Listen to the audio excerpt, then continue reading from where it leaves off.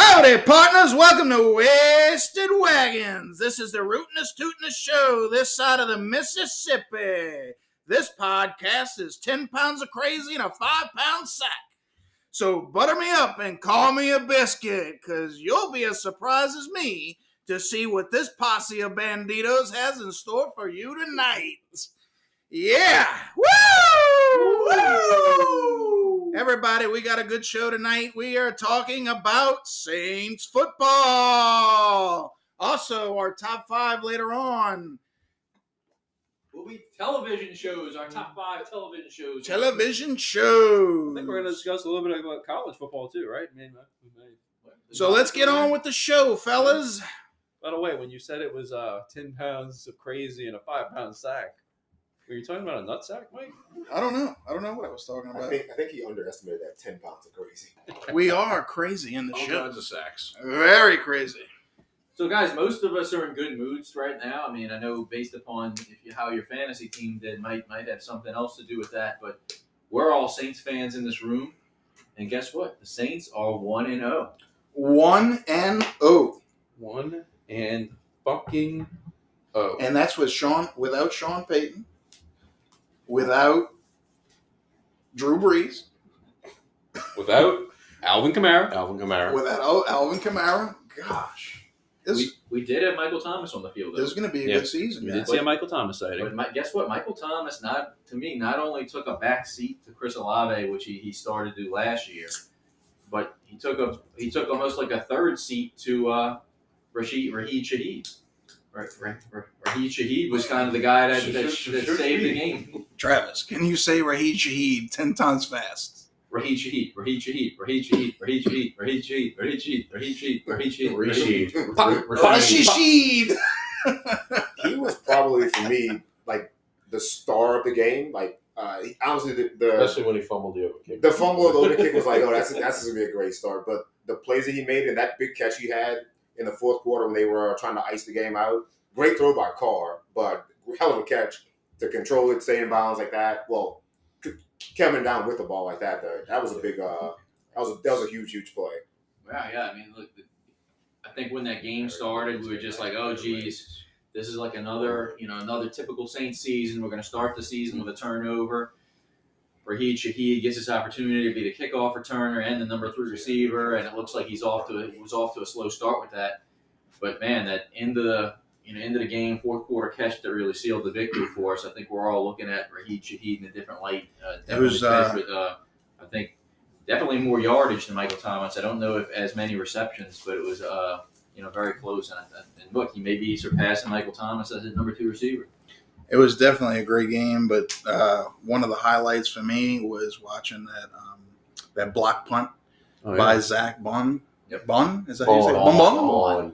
Bon? Not like a sticky bun. Oh, like the Autobahn? Like Braun minus the R. Bon? Well, anyway, that really, truly made me tear up, because right after that, the camera, showed Gleason in the stands. And, I mean, you could see that he was emotional about it. Yeah. Mm-hmm. And being a Saints fan and remembering that, I think it brings good juju to the Saints season this year. That was actually me and Travis's second year with season tickets. The first year we had season tickets, we were able to watch one preseason game in the Dome. And I remember it was a preseason game against the Ravens. And everybody at the game was talking about how Hurricane Katrina was coming.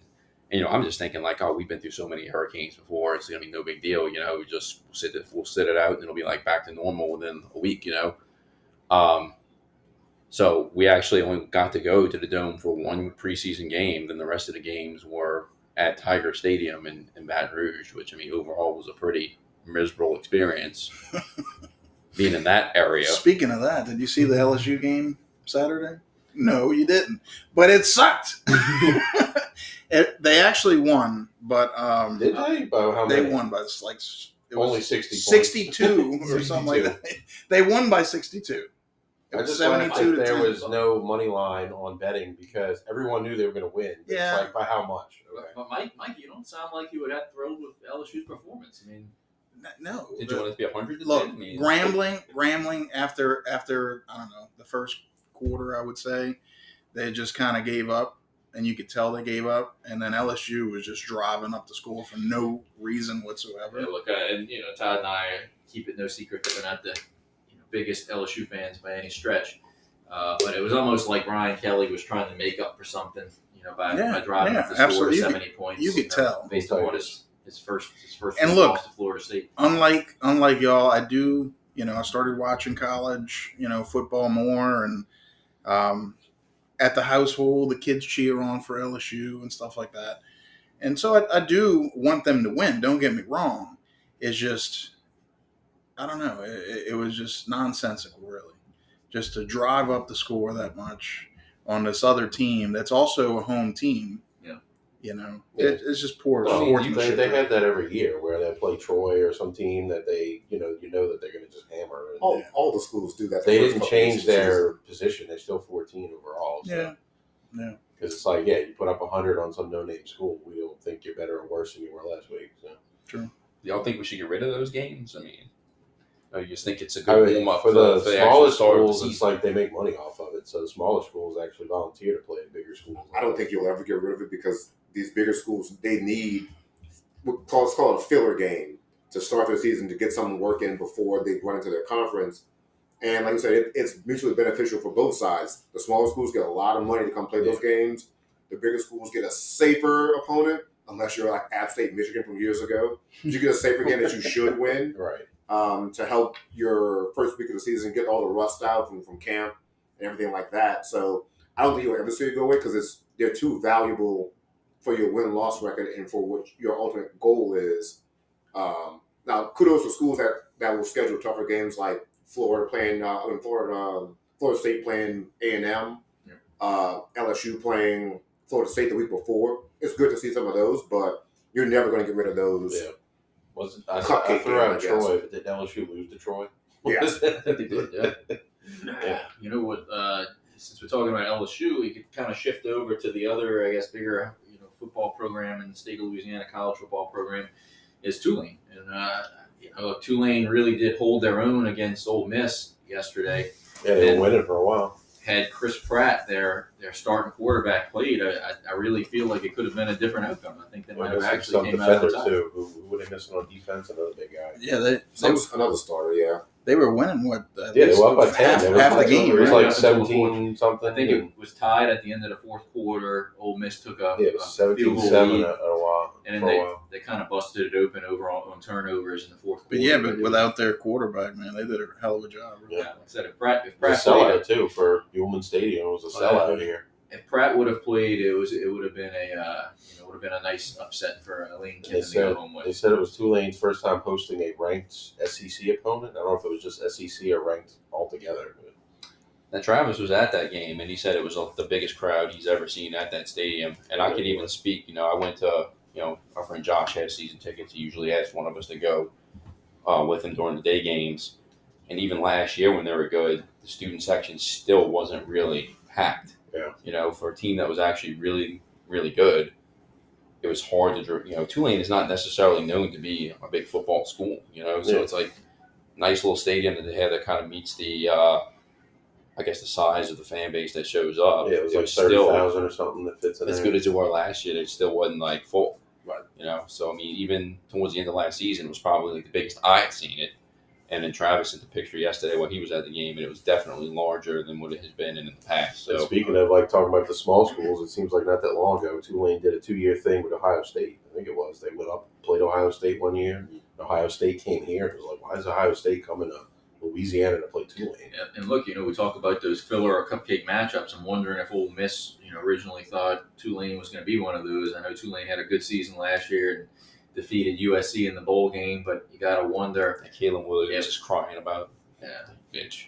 You also have to wonder if Lane Kiffin anticipated the game being that close, or if he thought he was going to run over Tulane. Especially with when Pratt, they announced that Chris Pratt was going to be having Chris Pratt. Michael Pratt. Not the Guardian of the Galaxy. Sorry about that.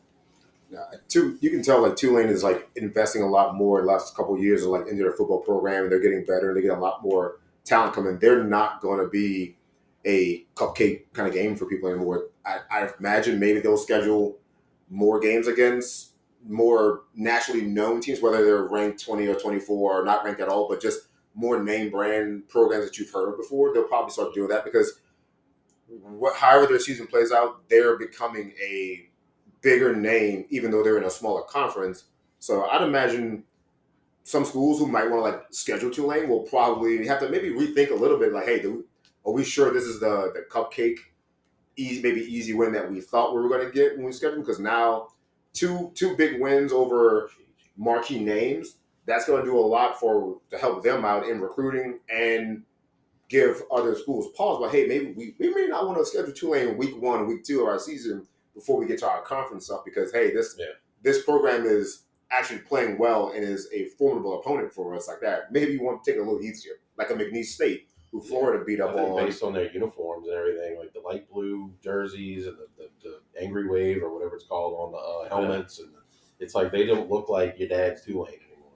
Yeah. Angry Wave is like a really, take it from a guy that loves him some logos. The Tulane Angry Wave logo is one thing that was kind of frustrating about the game though is we were looking, my friend Josh and I were looking for Tulane merch, and we realized that they had actually closed the store, the merchandise store at the stadium, and they moved everything to the campus bookstore. So it's quite a distance away from where the actual football stadium is. So we actually had planned to go take a walk to the bookstore after the game, and we realized that they were closed all day even on game days on Saturday. So we weren't able to go look at more merchandise because I actually still do not own any Tulane shirts, and I would have liked to have worn one to the game, just to show that I do support them. Do you though? I do. Not as much as the Buckeyes. Well, we know that. Yeah. Which, by the way, Buckeyes, I think they looked a little better week 2 compared to week 1 when they played Indiana. They played Youngstown State. Let's not get too excited. But you understand that they're making that transition, to a new quarterback in Kyle McCord. He certainly doesn't come with the same pedigree of past Ohio State quarterbacks. He looked like he almost kind of struggled a little bit against Indiana, even though they did win by 2.5 scores or whatnot. But that's not what typical Ohio State fans would like to see.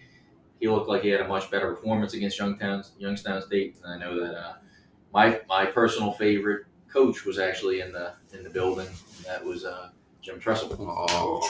He had his sweater. And wait, is this a love letter?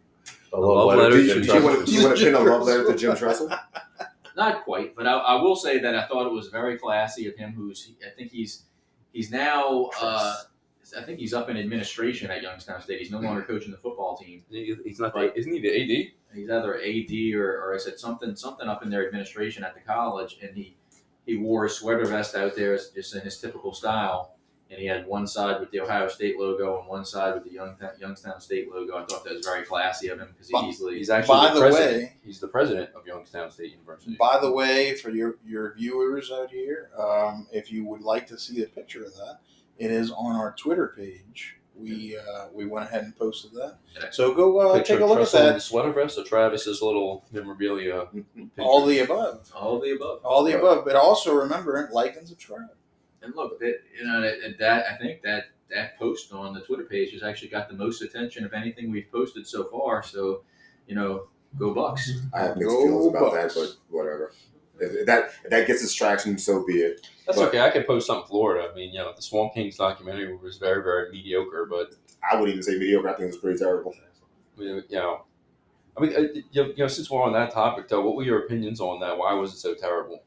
Because they didn't give you any of the juicy details that you wanted. I agree with that 100%. Everything they talked about, except for a 1-2 minute piece about mention of Aaron Hernandez, was all about just what happened on the field, the play, the game, things like that. That we all know that. You want the good stuff. You want to know about what happened with Percy Harvin, the Cam Newton laptop thing. You want to talk about Aaron Hernandez. Like, you can't shy away from that. Everyone knows what was going on. Yeah. They just glossed over a lot of stuff, and I understand why they might have wanted to do that. About Riley Cooper, I don't know either. No, but see, I think they the things that people wanted to hear, like more about Aaron Hernandez, more about the Riley Cooper situation, maybe even more on Tim Tebow. I think you were kind of led on to believe that those are going to be there, and then some of it wasn't. Let's be honest. It was an Urban Meyer puff piece. Yeah. And It didn't make me like him anymore. So- That's for damn sure. So what you're saying is the idea of the show was to basically take some of the heat off of Urban Meyer for sticking his hand down a co-ed's pants. I think he Or agreed. stepping on his player. I think he One or the agreed to other. do it, and because they told him we're going to kind of cast you in a fairly good light, and we're not going to get into all the scandal and stuff like that went on. We're going to make this very nice and clean and keep it about the field and the players and how what you guys accomplished, as opposed to getting into like the juicy details that everyone wanted and this and that. But it's Urban Meyer. Bleep that guy. He gave me 2 national championships. Great, fantastic. But he's still a piece of shit. You know, look, I agree with that sentiment. Like, as an Ohio State fan, Urban Meyer brought us a national title, something Jim Tressel never did. But if you compare the two guys, I'm in the Jim Tressel camp all the way. Like, I've always felt like, and we, Todd and I had this talk earlier. I feel like Sean Payton is kind of following in the Urban Meyer footsteps, where it's like you recognize your team's not going to be as good as they were before, or you see the bigger paycheck on the horizon, and you end up taking that next job and kind of selling out your quote unquote family. And that's why I'll pull for Sean Payton to go 0-17 this year. I'm glad he lost by 1 point today with our kicker that he wanted to be traded to him. Oh God, that was crazy watching that, huh? But he knew when Drew Brees was gone, his team wasn't the same quality. He quote unquote needed a break from football. Apparently 1 year was enough for that break, and then he saw that he had a team with Russell Wilson and Courtland Sutton and Jerry Jeudy and Javonte Williams. Oh, guess what? I can coach those guys. Can't coach the Saints anymore. So you know what? If you're listening, Sean Payton, go fuck yourself. Oh, Spicy take. The thing I don't like is how he was on Fox NFL Sunday and he was like acting like, I feel like I'm right at home right here, sitting at the desk with Howie and all them and Terry Bradshaw. Sean acting Payton. like he wasn't going anywhere. You gotta quit kissing the That's what you're fucking saying. babies, okay? And get on with fucking coaching so you can go ahead and win some games. Look, I think all of us in this room appreciate that Sean Payton and Drew Brees, that whole era, won us a Super Bowl. But again, the way you went out, you can go fuck yourself, Sean Payton. To put a bow on the Ohio State talk and also kind of transition back to the Saints, the Ohio State players that are on the Saints roster, they had pretty good days overall. Olave, slow start, but he turned it on. Lattimore had a pretty good game. He should have had another interception. But he had a great game. I think Olave broke out once Rummel alumni Christian Fulton went out. Christian Fulton was covering him and doing a damn good job. When my boy Christian, shout out to you, Christian Fulton. Shout out to Jamar Chase, 2 former Rummel Raiders that I got to work with.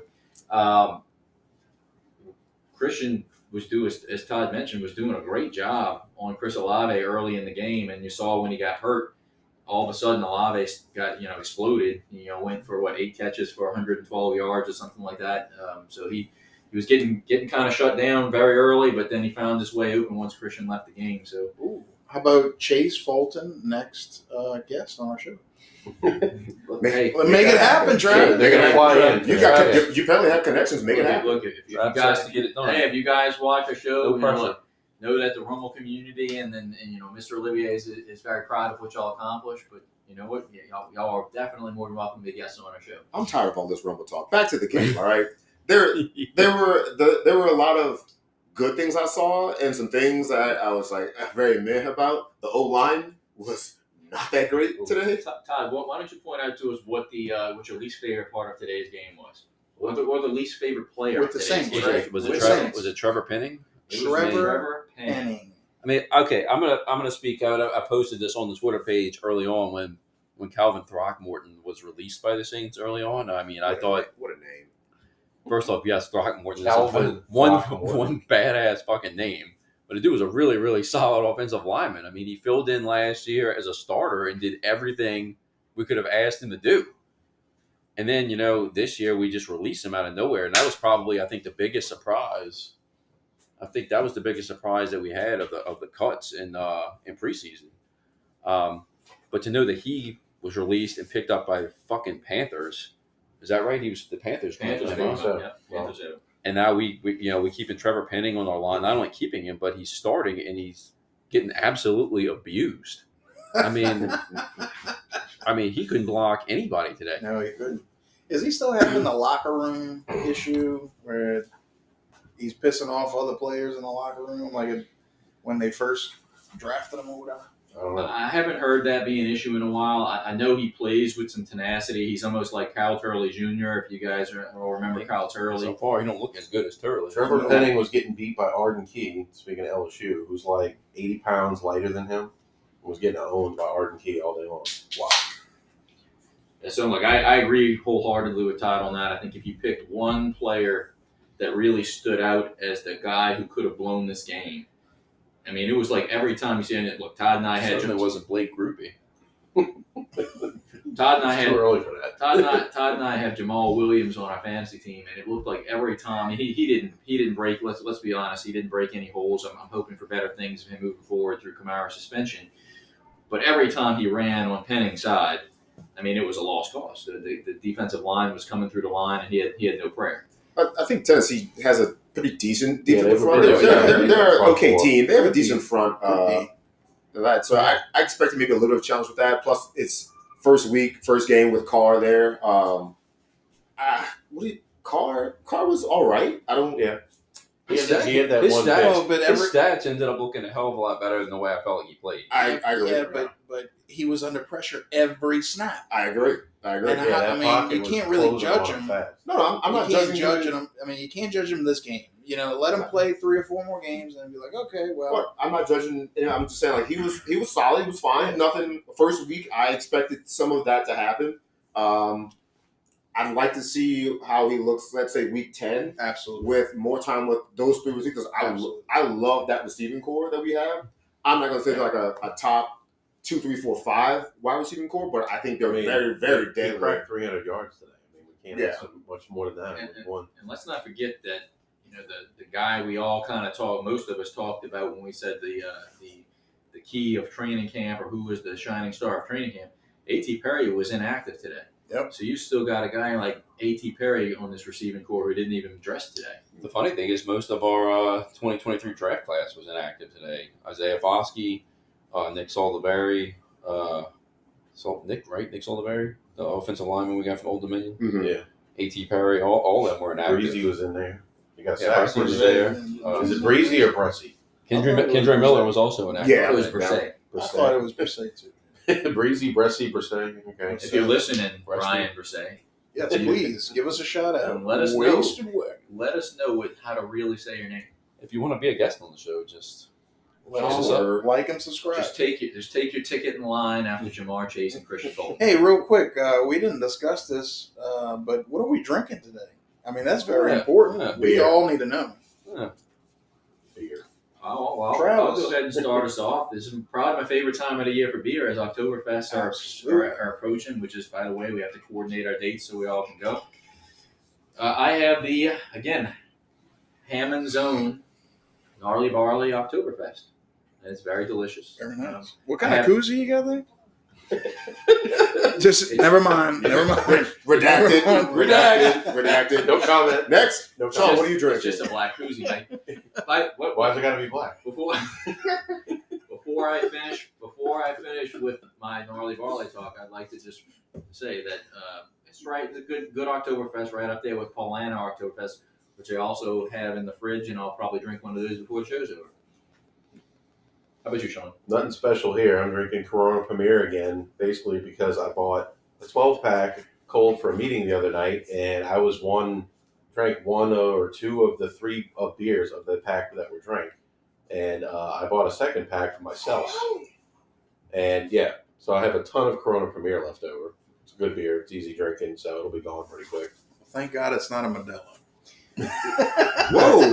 Don't say that. That could be a sponsor one day. Not just a Modelo, a gas station. Modelo is good. I'm just joking. I love Modelo, as you all know from other episodes. Modelo, please sponsor us. Please. All right, I am drinking a Faubourg Oktoberfest Marzen, and I'm going to say it's very, very good. And I'm seldom ever disappointed in the Faubourg beers that I drink. And Faubourg, if you are listening, I would really like you to start canning the Crimson Voodoo again, because I really, really miss that. I know since the name change, y'all have not started re-releasing it. I didn't know that. Okay. But if you could please start Start releasing that again because it's a very, very tasty, scrumptious beer. Is this a love letter to the Crimson Voodoo? It's a full bar brewery. It's a Lillard Fulmer. I'm just gonna say, how about them Cowboys? Blocked it. What was that? That was a punt. Blocked the field goal. Blocked field goal. They ran back for a field but then missed the extra point. Womp womp. Like who? Who missed an extra point today that cost them the game? Nuts for Lutz. Nuts for Lutz. Groupies for groupie. So anyway, my beer. Well, this is my second one so far. My first one was the Shiner Black Lager from Why does it gotta be Sputzel, black? the Sputzel Exactly. Brewery, Spitzel. Shiner Spitzel Brewery.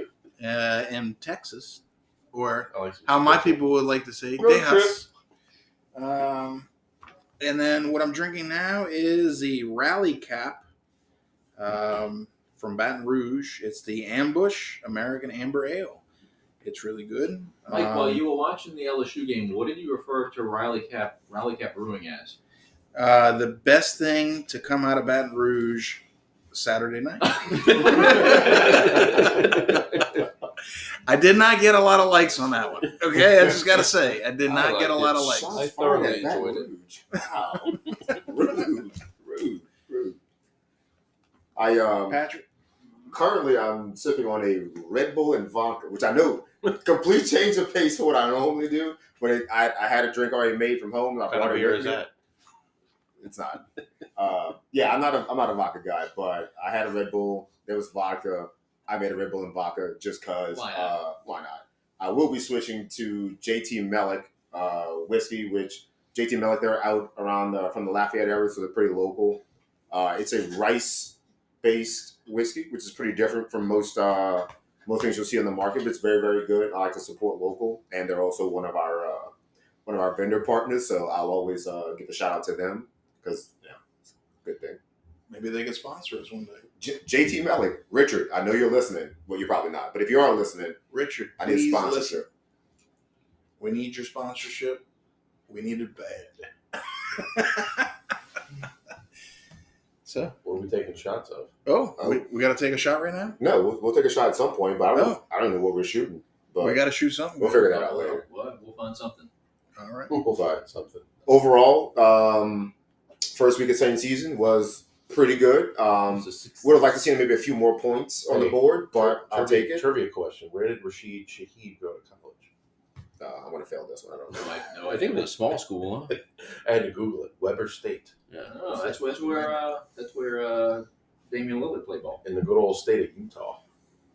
Mhm. But yeah, look, biggest thing with the Saints is I think Derek Carr needs to just develop some commonality with his receivers, some chemistry with his receivers, and if the defense can keep playing like they're playing, that would be awesome. And we just need the O-line to start blocking. Defense played lights out. And defense was obviously the key to this game. But please, Saints fan, don't lose hope. It's just the first game.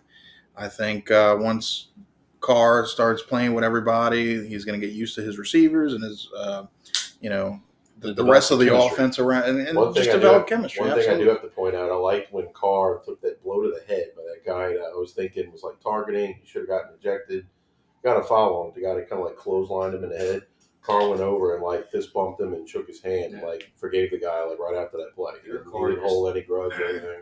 Derek Carr just seems like he's probably just a genuinely good human being. Yeah, It's because it looked like a dirty hit. It looked like he was totally getting targeted on that. I mean, it was like a WWE clothesline, but Carr was like, "Oh, move on." They said, I think pregame that he kind of bulked up a little bit. Like I said, he looked a little bit bigger because he. Don't I think, say. Well, he said We talked that about he took being cut, traded, whatever, kind of personal. So he wanted to come in a bit more angry and more Todd, why do you think Hayner might have failed his P test? He was taking Hayner's PEDs. Todd, why do you think that is? I think that maybe it might quite possibly be true that Derek Carr and Jake Hayner swap P tests. I mean, When that Who piss, would ever do that? when that piss man came, Derek Carr, I think, panicked. I think Jake Hayner took the fall. Piss man. Just kidding, Derek Carr. We love you. We We love you, Derek. We'll help you pass any drug test. Though. And Just we keep saw going. Drew Brees there too, so that was pretty cool. Seeing Drew at the game, fist bumping and taking pictures. Who's our next opponent? Panthers Carolina. Monday night. Carolina Carolina Panthers. Panthers. At Carolina Monday night. Should be a dub. Should be a good one. They didn't look that hot, but again, rookie quarterback, first start. They ended I up kind of losing, expected that out of them. Oh yeah, Atlanta took it to them. What? Welcome back to the Wasted Wagons podcast. It's time for our traditional toast. Whoop whoop. We're going to go around the room and say what one thing we want to shout out for our toast. We are sipping on Christian Brothers brandy provided by Travis today. So since he provided, we'll let him start off with Travis. What do you want to toast to? I'm going to toast to, I know a lot of times when we do toast, like last episode, if any of y'all listened, we toasted to Bray Wyatt and Terry Funk, the legendary wrestlers. Well, since our last episode was recorded, we lost two more legends, and I'm going to go toast to one of them. If you are a game show fan, and if you were ever sick from grammar school when you were younger and stayed home to watch TV, whether it be with your grandma or one of your parents or whatnot, and you were sipping on chicken noodle soup and drinking 7-Up, we all watched The Price is Right with Bob Barker, right? So my toast is going to go to Bob Barker. Bob Barker, what a hell of a guy. And who can forget, I think that, as much as I watched, The Price is Right, I think my favorite rendition of Bob Barker was his cameo in Happy Gilmore when he ends up getting in the fight at the celebrity golf match with Adam Sandler. Bob Barker, this one's for you. The price is wrong, bitch. How about you, Sean? Who are you toasting to? Or what are you toasting to? I'm giving my toast a shout out to Coach Prime in the Colorado Buffaloes, 2-0. He's got that program turning around, and they beat Nebraska. Sorry, Nebraska, even though I'm working for y'all right now. Matt Rule's probably a dick. Yeah. Go Buffs. They say that's like one of the most televised, watched shows. Yeah, college And shows. the shout out million is views. the shout out is because they won me money back that I lost on LSU blowing it on to Florida State last week. So go Coach Prime and the Buffs. I'm going to do two shout-outs, one positive, one negative. I'll start with the negative. I lost my dog, who was only 9 months old, a little over a week ago. She got out of my yard and was attacked by my neighbor's pit bulls. She was such a sweet, kind, friendly dog, that, very adventurous dog, which I guess the friendliness and adventurousness may have caught up to her. But I just want to say, if you have dogs that are not friendly to other dogs, do yourself a favor and keep them inside, because bad results will end up happening. The positive thing, I coach my son's 4th grade flag football team in the FNA division that Drew Brees actually brought down here, and we started our first game on Friday, and we shut the team out 19-0. Nice. Son had a few nice snags.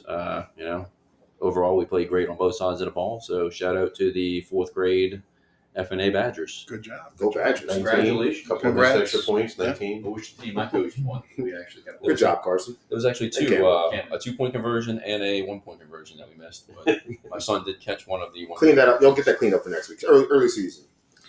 My toast is going to be another legend that passed, Jimmy Buffett. He was a hell of an artist, Saints fan, just a local. He was from Mississippi. Born in Pascagoula, Mississippi, Yep, on Christmas Day, 1946. Born in Mississippi, but he still frequented this area quite a bit with the Saints. I have a 5 o'clock somewhere flag that I hang on my boat. So this weekend, when I found out that he passed, I happened to have that flag with me, and I was on a trip in Mississippi, and I hung it out and paid tribute to him that way. And again, hell of a guy. Before Patrick gives his toast, I want to add something in here. Mike mentioned that he had a flag. I do want to say, with Jimmy Buffett, he was really good friends with Mississippi State's head football coach last year, Mike Leach. Mike Leach passed away last season. But since Patrick rags on me for my Baltimore Orioles flag that's hanging in front of my house, I'm going to replace it actually with the Mississippi State Pirate flag in honor of Mike Leach. So I'm going to order that soon and hang that in front of my house. Sounds like Todd's giving a third toast. See that? Are you giving a third toast to Mike Leach? Mike Leach passed away over a year ago. Well, So Mike Leach. You can still toast that. But I'll also want to interject on that, since you mentioned Jimmy Buffett. Heather actually took the kids. As we know, last weekend was our fantasy draft, one of the best days of the year, fantasy football draft. Well, Heather decided to go somewhere with her mom and get the kids out of the house while the guys did their fantasy draft. And she actually took the kids to Margaritaville in Biloxi, Mississippi. And Jimmy happened to pass away on the first day they were there, which was very odd that I think it was the first time my kids had ever been to Margaritaville. It was probably the second time Heather had been to Margaritaville. I was there with my daughter a month ago, and we've gone the last 3-4 years in a row, at least 2-3 times a year. It's like one of the places we love. And I was even talking about Jimmy Buffett when we were eating. Like saying, pointing at him on the screen and stuff, and like telling her all about him, and it's like, wow, it's amazing the dude passes away like within that same month. Yeah, I had a cheeseburger from Paradise not too long ago, and I thought of him. By the way, volcano nachos, I got to get those every time I go to Margaritaville. Nice. It's good stuff. My shout out for toast will be to the Texas Longhorns beating Alabama this weekend. Yes. I'm not a Longhorns fan, but I am very anti-Alabama. So the pettiness in me of being a Florida fan means anytime they lose, I'm happy. So my toast is to Sark. Stay off the sauce and keep doing what you're doing. And Sauce or the co-eds, man. Both. But look, while we're talking about Texas, Quinn Ewers was another great quarterback that Ohio State seemed to put down on the depth chart, and then now they let him go to another school. Kind of like who else was on the Ohio State depth chart that went somewhere else and is now one of the best quarterbacks in the NFL? Joe Burrow. They let him go to LSU.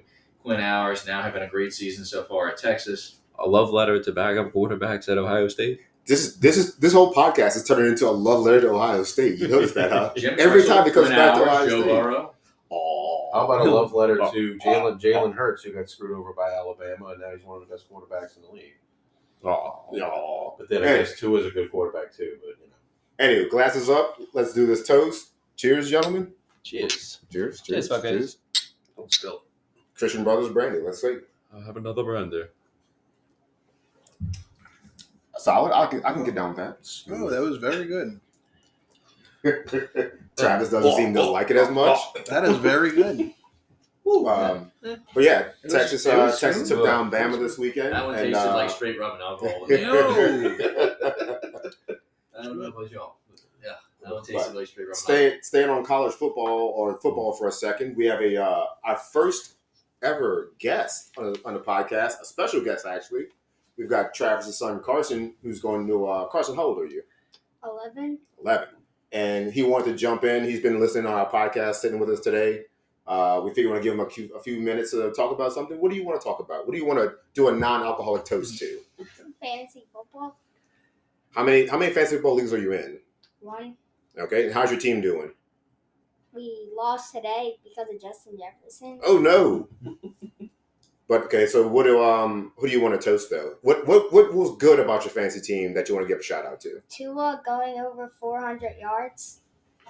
That's a good one. Tyreek Hill also had a monster, a 211. I think Carson needs to give a toast to Tua going over 400 yards and not suffering a concussion today. How did you lose with Tua's big day?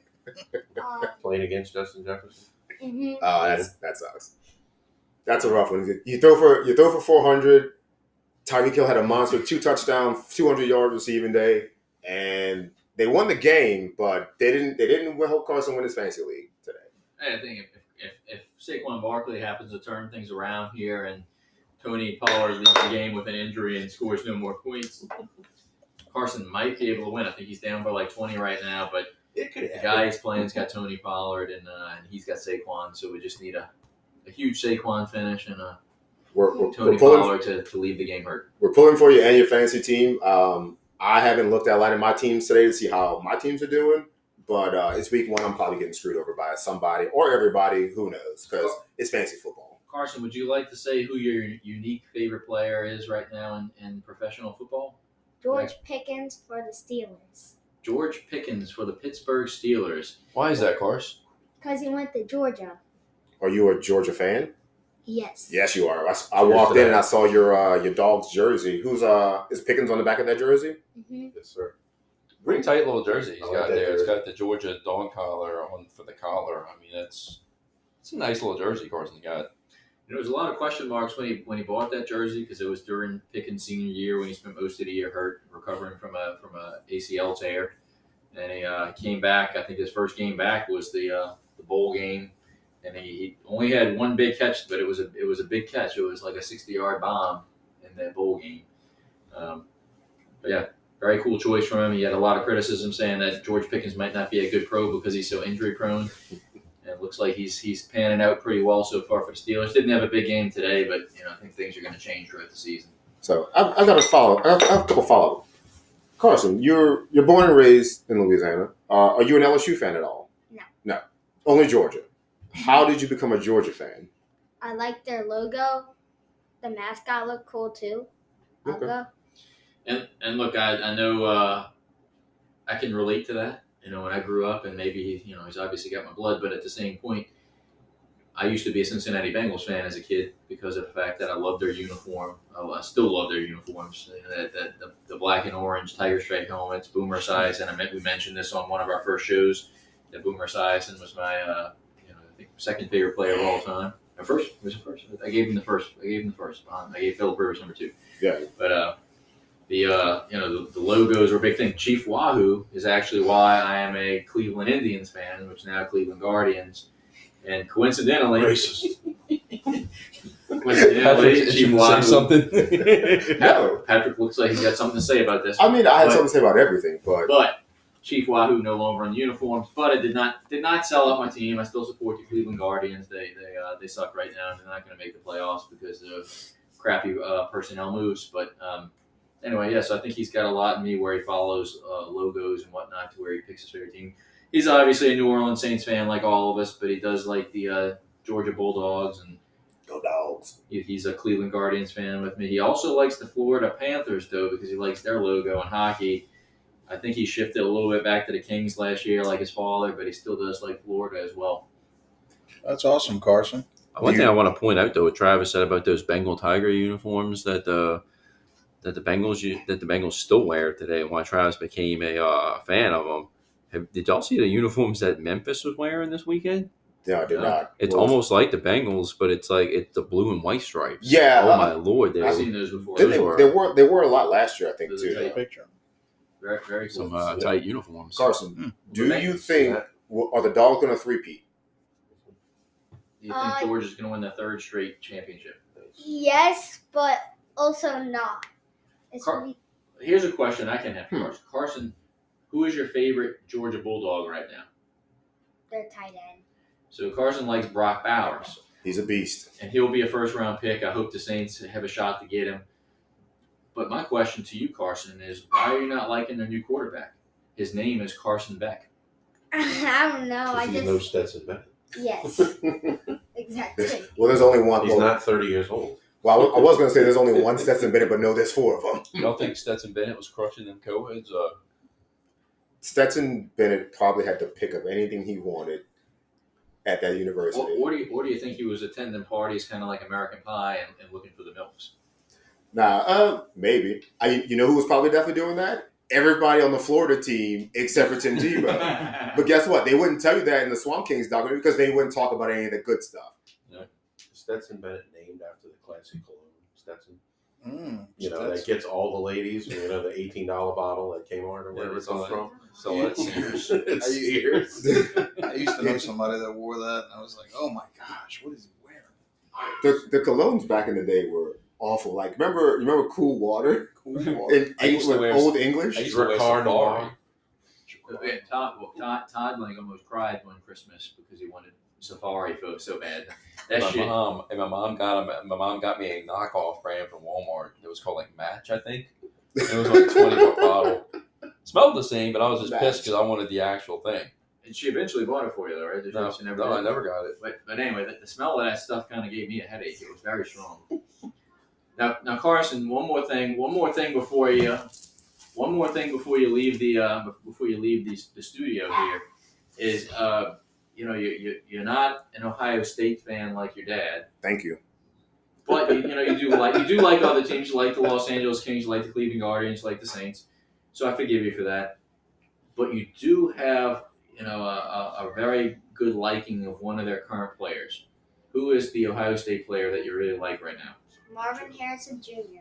He's good, real good. Marvin Harrison Jr., man, he'll be a top 3 pick this year. I have no doubt in my mind. I have a Marvin Harrison Sr. jersey hanging in my closet right now. If We gotta like do a special episode on Sean's jersey closet. My jersey closet. yeah, Perhaps he's got a collection right there. that will rival probably almost anybody. the next one that we do at Sean's house, the next one we do, we're gonna do the setup in the room with the closet, and then we're gonna spend a lot of time talking about. That's my bedroom. We'll talk a lot. We'll talk about jerseys a lot. You're saying 5 dudes in a closet together? No, Yeah. no, we'll That's be, another we'll be, podcast. 5 dudes in the closet. Woo! We'll be outside of the 5 closet. dudes in the closet. Okay. Fantasy team name right there. We'll be outside of the closet, but in that same room, so we can talk about it. We'll have the closet door open, so we can look at all of his jerseys. Mike, 5 dudes in a closet is going to be our alternate podcast for the After Dark hours. That is That's And when we Well, mean dark, we really mean dark. Whoa. Whoa. Wagons After Dark? Wagons after dark. that sounds like a fantasy football team. No, that sounds like an well, I don't know if I could say the HB Okay. See you. See you.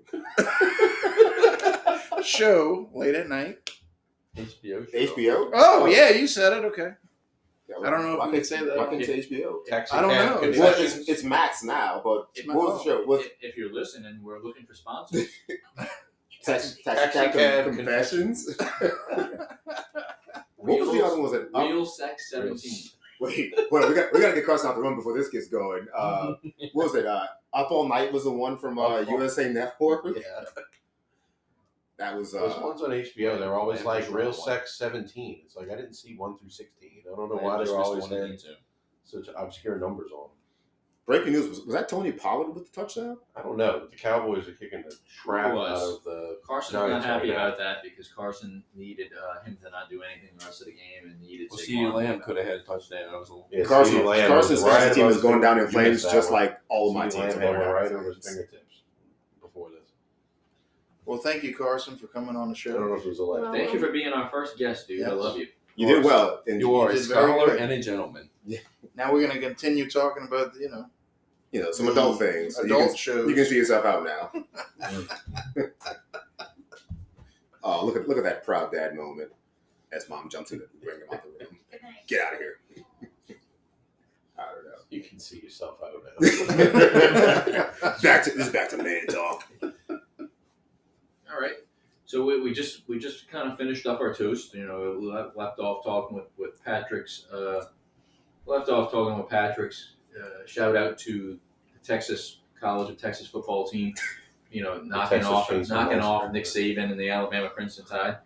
Todd, would you like to talk about your Mississippi State Bulldogs? I don't know if I'm too high on them this year.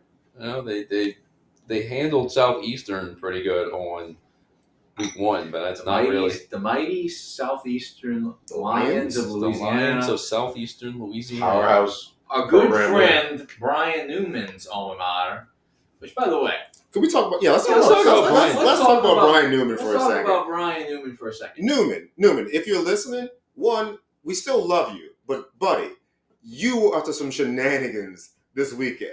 Starting off with bringing this stupid one-chip challenge over to us, trying to kill all of us pre-draft. Listen, looking back, I know your strategy. Well played to you, but you are an asshole for that. All right, so I think we have a couple of people in this room who had different experiences with that one chip challenge. I like spicy food, I really do. Travis Like, almost died. I'm one who will put jalapenos on anything. I love me some banana peppers. I mean, I know those aren't that hot. So Newman comes in here with this one chip challenge. I take a break off the piece of the chip, and I eat a piece. And bad decision right off the bat. The next 45 minutes, I'm out in the pool. I'm tearing up. My tongue is burning. I'm trying to pool. And look, I had already had probably 5 or 6 beers in me before I took the chip. So when he said, "Oh, it's not that bad," I was like, "Okay." I put it in my mouth, ate it. It was that bad. It was that bad. My tongue burned for the next 45 minutes. It was definitely an instant regret. People out there, do not do the one chip challenge. You see, it's been pulled from shelves for a lot of reasons. A kid just died. Supposedly Kid died. killed a teenager. Somebody and died from it. So I guess Brian Newman came to the draft, thinking he was going to throw us off our draft strategy, but kill us at the same time. He was hoping to kill us. He chose violence, and like I was the first one to kind of break the seal on doing the chip. I saw it, and like it took some coercion for me to finally like get into it and to do it. I didn't eat the full chip. I just took a little corner off of it, and yeah, it's pretty damn hot. I can handle spice well on the front end, the back end not so much. But I ate it. Was saying he was shitting fire. Yeah. But that's the thing. Like when I ate the chip and like the right side of my mouth was like on fire. I'm like, it's hot as all hell. But like after like a minute, it kind of the heat was the hottest it was ever going to be. And that was fine.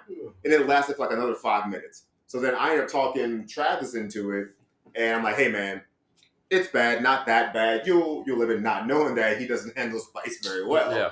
So Travis eats it, and he starts like not dry heaving, but he's got like almost like hiccups. Hiccups. Yeah, he had the hiccups. Look, Like, I get hiccups That's when a fact. When I eat jalapenos. I'm the same way. So that chip caused instant hiccups. I mean, it was like snap your fingers hiccups. And now I'm feeling bad because Travis, who's hosting all of us, is in a real state of pain, and I'm like, damn, I didn't want to do that. I felt bad for it. So then, Patrick, you shouldn't be blaming yourself because you weren't the one who bought the chip. That's true. So, but we finally made Newman get in there and do the chips, and he tried it. He didn't do too well. Not as bad as Travis, but he didn't. So he didn't enjoy his experience. I had the problem from the front end, taking it off, my tongue burning, eyes watering, hiccups. 45 minutes of that night were pretty miserable because of it. What I've been hearing from other people, though, is that it was miserable from the back end. Patrick was could attest to that. Brother, let me tell you, I was. Let's just say I was shitting fire the next morning. It hit me about 2:30, 3 o'clock in the morning. That's what our show's name from back end. Oh, The wagon. The wagon. That's for another episode. Whoa! What did we say? Episode 50, I woke up. episode 75. Yeah, So if we make it that far. we can reveal what this show's all about. Todd, what was your pet peeve about Brian Newman at the draft? You did not try the one chip challenge, but there was something else that Brian Newman did at the draft party that didn't really quite sit well with you. Okay, let's we took an intermission from the draft. We're all kind of just chilling in my kitchen. By the way, we do an intermission. We have a 16-run draft. Probably after round 8, right in the middle, we'll do an intermission. So this is what Todd's talking about. So we had an intermission in our fantasy draft, and then some of us went outside, some of us were hanging out in the kitchen, and I'm hearing a cricket sound, and like instantly I'm thinking, oh, that's just somebody getting a text message or something like that. Well, later at night, I mean, it's probably we had some friends from out of town, so I was stayed up till probably like 2 a.m. Well, I'm going to bed at night, and I still hear that shit. I'm hearing crickets in my house. So I'm like, what the hell is that, man? I thought that was somebody's phone, like getting text messages or something. So I go all around my house looking for it. It sounds like it's coming from in between my kitchen and living room area.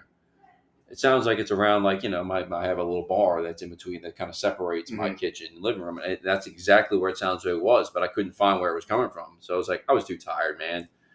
I wasn't searching for that crap. So I can't find it. I go to sleep. And luckily I was so dead tired, it didn't prevent me from sleeping. But when I got up the next morning, I still heard it. Instantly I'm like, somebody played a trick on me, man. This wasn't just somebody's cell phone. Yeah, you had the realization at that point that somebody this is out of the ordinary. Somebody played a practical joke on me, punked. and I put 2 and 2 together that some asshole brought one chip challenge and made everybody shit fire and have hiccups. So it was like, it had to be Ryan. It had to be Ryan that did it. So I texted him like, you bastard, where are these cricket noises coming from? He's like, if you really want me to know, I'll tell you. So I mean, he obviously admitted it right off the bat that he did it. But it was basically a little sticky noise box that was stuck underneath the bar. So it's like I couldn't find it because it was underneath the bar. It wasn't like a little box or anything sitting on top of my bar or sitting on top of a shelf or sitting on one of the chairs. He stuck it underneath the bar, so I couldn't find it. That rat bastard. Apparently, he did the same thing to Travis. He stuck it in the man cave under one of his shelves, so he couldn't find his either. Like how often did it go off? Oh, I mean, it was probably like every 5 to 10 minutes, something like that. and it was just like one chirp or like It was multiple probably like chirps? 3 or 4 chirps. Yeah, something like So that. it's hard it- enough to where it you was- really yeah. can't pinpoint where It was it's coming it was like an actual cricket when it goes off. You know, it doesn't just do one; it'll do like 3 or 4 in the same motion, and then I heard it a few times. It did remind me of somebody's like phone ring. Yeah, that's I what thought it was a like the smoke detector, like the battery, like when the battery's going low, it's going out. Like I didn't want to say anything, but I heard a couple times like no big deal, and then I'm like, what is that? And you know what Todd was saying? I heard it during the intermission at his house in the middle of the draft. He obviously planted one here during the draft party. I did not hear that, but we were also outside most of the time, so I did not hear that until the next morning as I'm making breakfast. And I was like, "You got to be kidding me! I've got crickets in my house too." But you're right. It wasn't just the one chirp; it was 3 or 4. We based upon the one chip challenge, we kind of figured out it was him. He didn't deny it. Oh. You know. And you're forgetting the part that thankfully would save me from the one chip challenge is he had a bag of spicy Doritos. I'm doing air quotes because he kept trying to get everybody to try try spicy Doritos, they're good. And it was like some ghost pepper chips or some crap that he like put in the bag. And it's like I had one and I'm like, this is like Doritos are serious. Like these are way too spicy for a regular chip. Let me just say, and Patrick may attest to this. You know, I don't think Todd may attest to this because he may have tried one in the bag. I tried both. Yeah, I tried the ones that Sean tried. The ones in the bag were spicy. Yeah, they were. But they were manageable. They were noticeably hotter than like I would think The one chip Doritos would ever put out challenge. for the general public. You know. The one chip challenge was not manageable, not at all. You know, that reminds me of our ex-friend that we have. They used to hide stuff. You know, he would go to your house. You would tell him, hey, come over for a meet-a-palooza or something like that. And shit would go missing out of your house. As a matter of how about fact, your microwave? my wife caught this one person, and it's not Newman. Sorry, No, Newman. we love you, Brian. We love you. We love Newman. We'll deal with him later. But this other fool would take something, I don't know, a vase, and he would put it in your microwave, and you would find it days later, like, what the heck is this? A vase. Yeah, a vase or toothbrush. Like wait, I need to brush my teeth. Where the heck is my toothbrush? And then 2 days later, you go in your oven or some crazy in your dishwasher or some shit like that, and you'd find your toothpaste or your toothbrush or whatever the heck it was. Yeah, I have encountered these kind of people before. I worked with this individual, and he made up a lie that a student had brought me a bunt cake, and he claimed cake? a bunt cake, A bunt cake. Bunt cake. bunt Bunt- cake. bunt- Big Okay. hole in the middle. Not a butt cake. It's got a big hole in the middle. But if he did buy you a butt cake, you'd eat it, wouldn't you? Favorite kind of cake. Hey, Todd. right there with the brother. But he kept making this up that some student gave me a bunt cake and he had taken it and eaten it. So he was so adamant about it that I actually believed him. Then all of a sudden it came out. I called him in a lie, and it came out probably a year later that no student gave me a bunt cake. He made it up the whole time. So he had me believing this stupid ass lie that a student gave me a bunt cake and he had eaten it. Crazy. It's like, but why do that? Why do that and let it carry on? I wonder if he tried to put a podium in a microwave. Put it in a walk-in freezer. I'm sure that's tied to the top of his Hyundai. You know what? That guy's going to get what he deserves because I'm pretty sure there's some things that in his life and house that maybe are getting wasted or misplaced and things like that. But to put a bow on this, Newman, we love you. You're a great person. You're an asshole. And we will find a way to get you back for this. And it's going to be bad. And we would love to have you as a guest on the pod one day. Absolute. 5 guys, 1 chip. In the closet at the same time.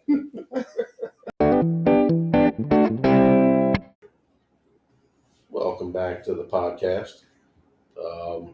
We're about to get into the top 5 TV shows that since we've been doing all these top 5s. General top 5 every week. Yeah, I'm not That's going our first bread and 'cause butter, Sean. I don't know what you're talking I'm about. not going first because I keep forgetting my top 5. But Look, I'll take it if you want me to go first. That's fine. I can go first and just make mine pretty quick because I'm not going to elaborate much on. We'll on go this mine. way. yeah, Perfect. perfect. I don't think I have an order for mine, but I know my number one. But I'll start with an old school show, The West Wing. Martin Sheen. Yeah, Martin Sheen, Dooley Hill. It's got the dude from fucking Billy Madison in it too. Had all like the season on Bradley DVD. Eric. Eric is pregnant. Congratulations. Yeah, West Wing, real good show. Nothing groundbreaking, but it's just a solid show. I had all the DVDs. I watched it. It kept me entertained when I was in college or whatever. Just really solid show. Others list. Let's see. Jack Ryan. It's probably I think it's the only show that's current other than my number 3. But yeah, Jack Ryan. I like military style or themed shows. Shout out to Jag. Didn't make my top 5, but outside looking in, Jag was great with Catherine Bell. Ew. Number 3 for me will probably be A Football Life. Not really a TV show, more like a documentary kind of thing to well. But if you like football and you're into like the story behind players and stuff like that in their life, it's a great show. What show? Football Life. Oh yeah, of course. Couldn't pass that up. Just didn't mean to cut you off here. I know Todd and Like I you are always also do. Football Life fans. If you had to say, you can go first, Patrick. If you have a favorite episode of what was your favorite episode of Football Life? Second favorite probably Junior Seau, and my favorite because he's also my favorite football player was Marshall Faulk's Football Life. Yeah, I did see Marshall Faulks as well. Was Football Life series Actually- the one that had like the Cleveland '95?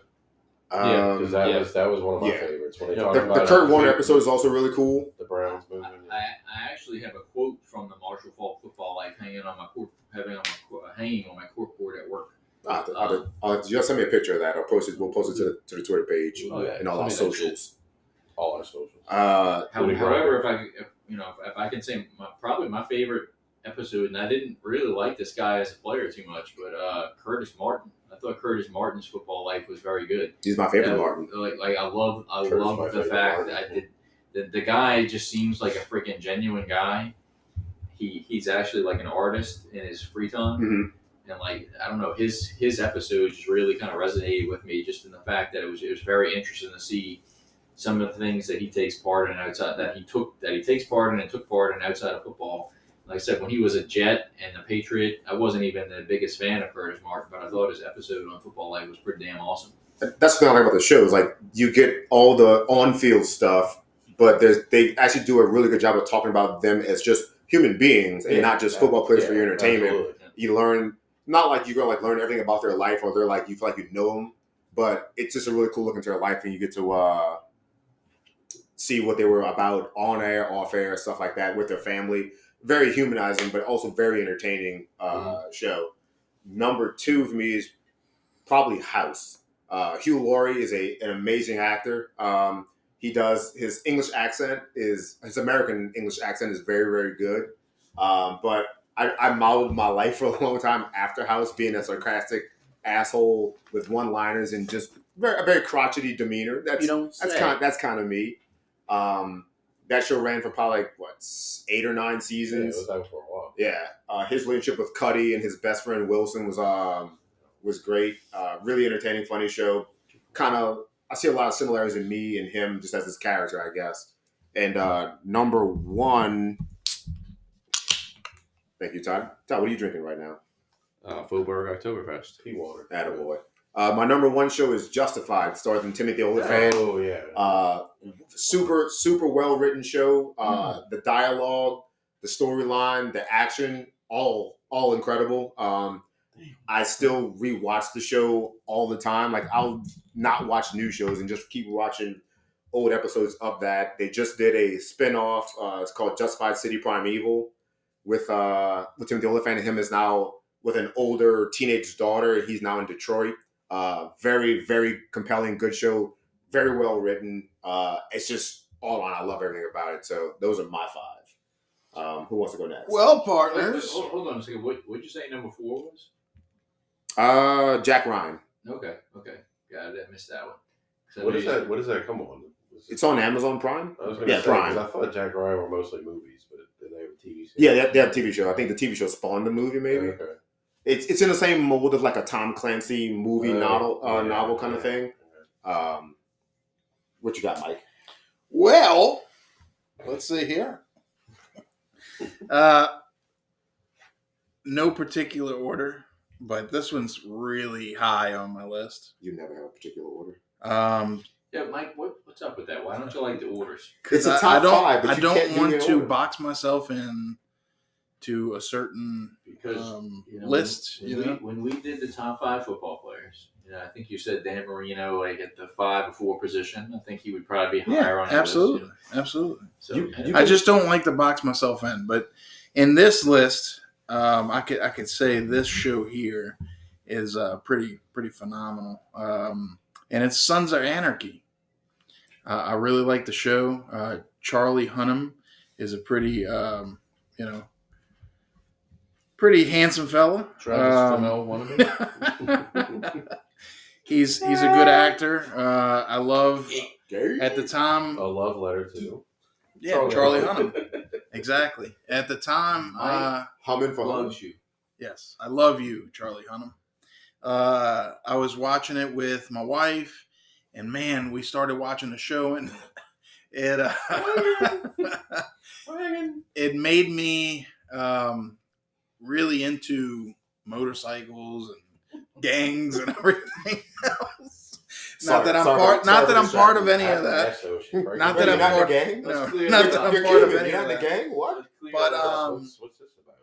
Wait, it seemed it was a very nice show. I like the show. Second on the list was Breaking Bad.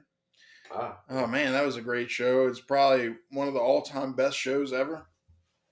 It's on Netflix, and just watching the show, it really catches the audience and makes you want to just keep on watching and seeing what the next episode's about. Really interested in that, and not to step on your toes. Go Do ahead. you also watch Better Call Saul? no, I tried to get into that, Okay. and I did not. I did like I said, I didn't really particularly like that one that much. I didn't get into I it, got but you. yes, that is a spinoff of Breaking Bad. Gotcha. Okay. The third show is Vikings, at least the first 3 seasons. Mhm. So that show was pretty phenomenal. Vikings When would have Rag- been in my top 5, but I just feel like after the 4th season, it just went kind of downhill. Yeah, it was pretty entertaining. I got into it, and then after the 3rd season, it kind of went downhill. My 4th one is True Blood on that HB. I don't know if we could say O. Patrick said we Mike, could. You can say Patrick HBO. said we could. We could say HBO. Yeah, Okay, why we not? can say HBO. We're not talking bad about them. We're not It's copyrighted. HBO. Simple Google HBO. search It's on will tell you where HBO. it is. HBO, if you're listening, Please we're looking for sign and subscribe. True Blood. That was about the vampires, and what was the name of the town? What? You remember? Name it? Oh, Bonton. Bonton. In Bonton, Bonton, Louisiana. Louisiana. Up by And Ruston. yeah, that was a great Shout out to show. La Tech. It kind of season 5 kind of started going downhill, just like most shows that just It had a continue badass on. intro song. Oh, badass! Yeah, it was great. I think it was called Bad Things by Jace Everett. Things. I love that Bad song. Things. Country. Yep, Bad Things. Bad things, man. Good show. Yeah. And then my last one here is The Simpsons. There you go. It's a good show. That's the reason why it's been running for 26 years. Or how Yeah, long it's I been. mean, they talk about anything. 30 years. How long? Anything and everything. Yeah, 30. How long has it been? Longer. Long time. Anything and everything. Every time they act like it's going to get canceled, it gets Look, extended look, longer and longer. I do not have that one on my list, but like I said, I think we can probably all agree that The Simpsons could very well be in all of our top 5s. I mean, Yeah. Probably a lot of people's top number 1 show. It's been, like I said, it's been around for so We long. grew up It's with it. It's So many cool everybody characters here's too, you know, seen like it. Mo and Simpsons. fucking Jimbo. I mean, look, I think that that's the top 5 for another episode is top 5 Simpsons characters Oh, yeah. because there were so many. I went to Universal Studios way back in March. Was it? It was February. Yeah, February. And I, brought back a Moe's Tavern shot glass. Very cool. Really cool. Very cool. Cool show. Todd, what's yours? I'm gonna start. Well, I'm gonna give What? 3 honorable mentions. Obviously, Vikings was. I thought about Vikings for a little bit, but That's the top 8. my top 8.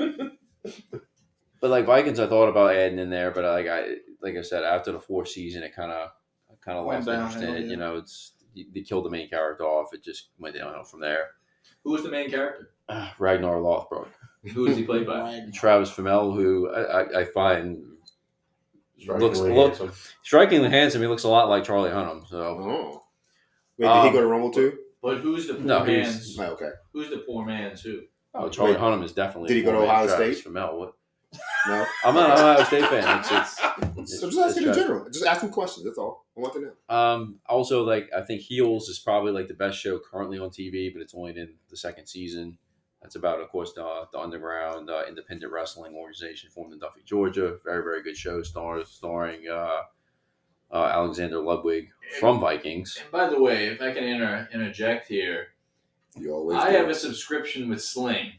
I got a bone to pick because we were able to watch the first 3 episodes of Heels on just a regular subscription of Sling. And then Sling decides that they're going to do a random upgrade after the 3rd episode of Heels, which premieres on Stars. And now they're charging us like an extra $75 a month just to get Rip Stars. off.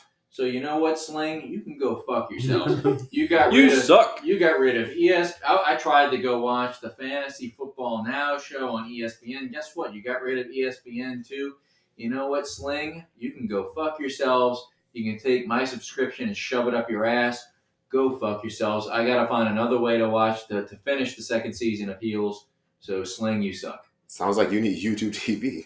And maybe some anger management. Is that a rival of Sling? Because if it is, Sling, you can go suck my whoop. It's official. Sling will not be a sponsor of this podcast. Let me see. Do that again. So, Go ahead. Todd, what else you got on your list?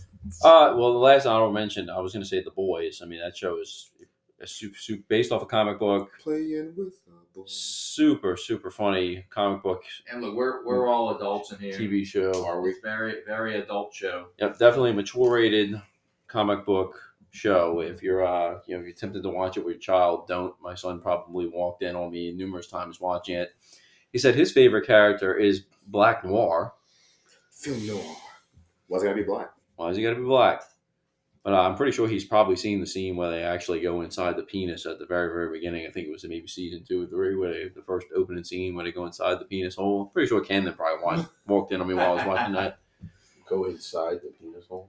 Oh yeah. There's The a one guy's superhero. he shrinks like super small, and he ends up going inside another dude's penis hole. I think they were both gay. You know what? I'm And he ends sold. and then he ends up getting big, lies inside of him, and blows the guy up. Look, the Hey, yo. show is not in my top 5, but it's definitely. Hey, what, guys? Wow. Y'all are laughing. It's Have funny. y'all not seen The Boys? Have y'all not heard of it? I've heard of it. I've never Yeah, watched it. It's not, look, it's not in Phenomenal. my top I didn't know it was 5. about It's obviously, the boys. It's an honorable mention for Todd, but it's a very funny show. Check it out. It's on Amazon Prime, I believe. It's on Prime. I didn't know the boys was about the boys. Y'all know- You know, I mean- Actually, Todd, Is If it- y'all don't watch since- it, you're seriously missing out. But since we're talking about this and it's approaching Halloween time, Todd was actually that was the deep. character. That was the deep from The Boys one year at Sean's Halloween party. Yeah, you were deep, huh? I got all in there nice and deep. Hey, yo. All right, I'm gonna start with my top 5. Fuck you guys. 5. I'm gonna start with an really old school cartoon from the '80s, Thundercats. One of my favorite definitely my favorite cartoon as a kid. Thundercats, ho! Really, really, when you watch it as an adult, it's really, really cheesy. But I loved it as a kid. Thought the characters were super cool. Monkey, and probably one of my favorite cartoon characters of all time. He's one of the villains, one of Mumro's minions. But just an overall really, really cool cartoon. Not to pull a Travis and interject on your. Travis your loves talking, interjecting, but let's go. But save that top 5 cartoons. We'll do that in the future because that's going to be could be a whole episode by itself. But just our I favorite agree. cartoons as I a agree. kid. That'd be a great one. Monkey So- and definitely in so- there. Also, not to interject, but Man, you guys Sons, Not to interject, but I'm about to Sons- interject. Sons Yeah. of Anarchy has this character, Chuck Marstein, that could not help but just jerk himself off the whole episode. So he would go And and you guys are making fun of the boys? Yeah, Jesus Christ. yeah. So That was anyway, Mike's favorite character. Chucky, Why? we don't love you. You're disgusting. Bye. All right, so Thundercats is my fifth. Really, really great cartoon. Loved it as a kid. I own most of the seasons on DVD. I know what the hell's a DVD nowadays, but really, really good cartoon. Number 4 for me is going to be one of the show that probably got me into really, really watching dramas and sitcoms on TV. Is My Name Is Earl. Really love the premise of that show. You know, a guy who's done a whole bunch of things wrong Good show. in his lifetime and decides to really turn it around based on karma and decides to go back and basically do right everybody he did wrong. Jason Lee stars Jason Lee, Ethan Suplee, Giovanni Ribisi makes a couple of guest appearances. Norm Macdonald makes a couple of guest appearances. Great show. I think it's only 4 seasons long. It's kind of a quick watch. Phenomenal show. That's my number 4. Number 3 for me should come to no surprise is Stranger Things. The show's on Netflix. It's phenomenal. I feel like it almost gets better with every season. I don't know if any of you guys watch Stranger Things, but I do. Yeah, it's pretty phenomenal. It started great. Your season 4 just ended last season. It takes forever for them to release a new season. Season 3 was a little. That was my problem. Is I saw the first 2 and it took forever for 3 to come out. Yeah. 3 was good, I still man. haven't seen 3 or 4. 3 was when Billy kind of such a big turns into gap. the villain. But I was like, 1 was good, 2 was but then I haven't seen 3 or 4. But I'll give it a shot. To me, they're all good. It's like, to me, I feel like it almost gets better with every season. Good. It's good. Season 4 so was good. Season 3. Shaw was really good. Who didn't like season 3? Me. That was really good. Anyway, Stranger Things, my number 3. Very, very talented cast.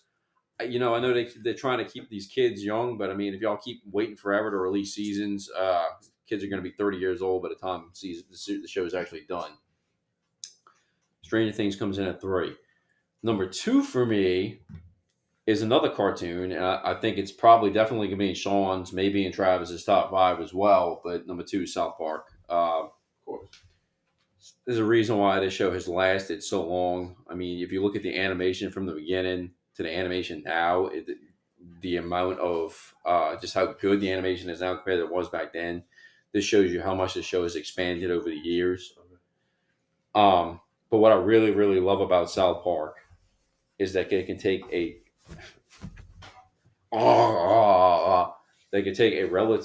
something that's really relative in the world today, like some kind of current issue that's going on, and just make an episode about it. Their satire is like on point all the time.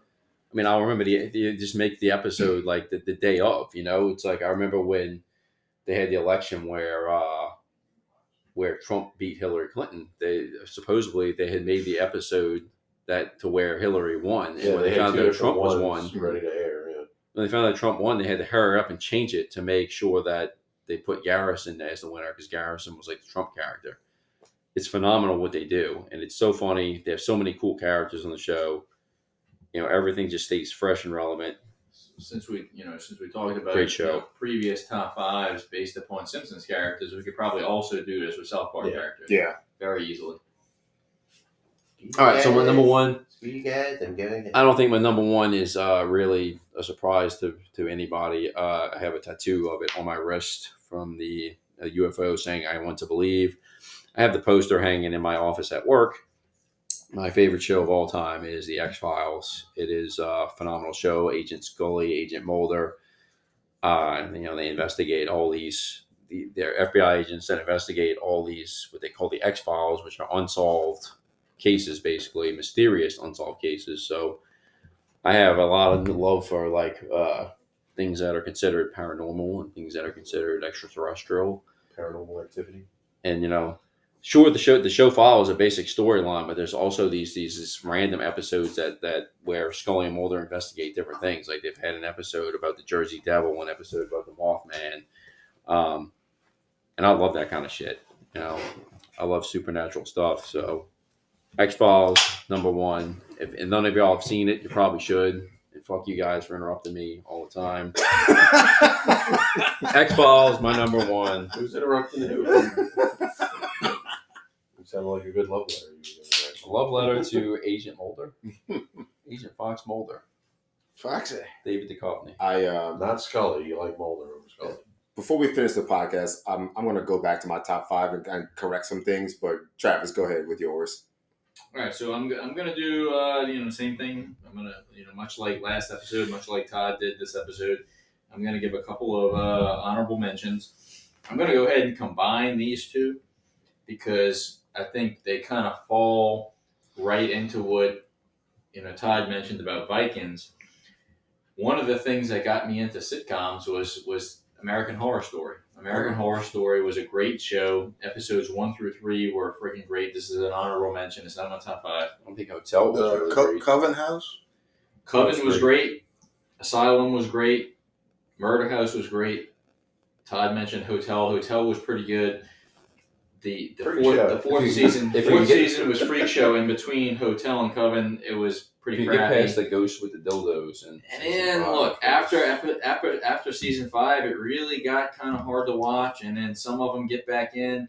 It's just not that great. It falls out of my top 5. But American Horror Story is actually the show that really got me into watching shows. I got a picture of Jughead hanging up in here in the man cave. Riverdale is going to be an honorable mention. Riverdale, first 2 seasons, freaking great. Since then, it's kind of been hard to watch. Me and my wife still watch it, but it's just not that great. 24 is also going to fall into an honorable mention for me. I love Kiefer Sutherland. Like his portrayal of David in The Lost Boys is probably one of my favorite movie characters of all time. top 5 favorite movie characters. 24, yes, that'd be top another great top 5 movie characters of all time. David would be in mine for sure. But that's got to be the next one. 24 is a great show. I've got through the first 4 seasons of it. There's still 4 more seasons for me to go. They're very long. They're 24 episodes per season, obviously. But it's a very good show. It just doesn't quite make my top 5. I'm going to throw out my last honorable mention is going to be, you can see up here, I got this nice, cool picture of the Punisher that one of my students painted for me. The Punisher that was formerly on Netflix was a great show. Tom Bernthal played like a freaking great, John Bernthal played a great Punisher. The show was very entertaining. It was, very physical, very vulgar. From what I've heard, Disney Plus is supposed to pick it up and make another season. I don't quite see it being the same way it used to be. He started off in the Daredevil, John Bernthal as the Punisher, and then went and did his own show. He was in the first couple seasons And of Walking Dead. Daredevil could have also very easily gotten the shout out. Oh, Vincent yeah. D'Onofrio's Yes. Kingpin was Vincent Definitely D'Onofrio, the Daredevil show is also great. And we've actually discussed before doing a top 5 Marvel characters. The Punisher would obviously be my number 1. The show is closely approaching my top 5. It's going to be my last honorable mention. So let me jump into my top 5. And number 5 is going to actually be The Witcher.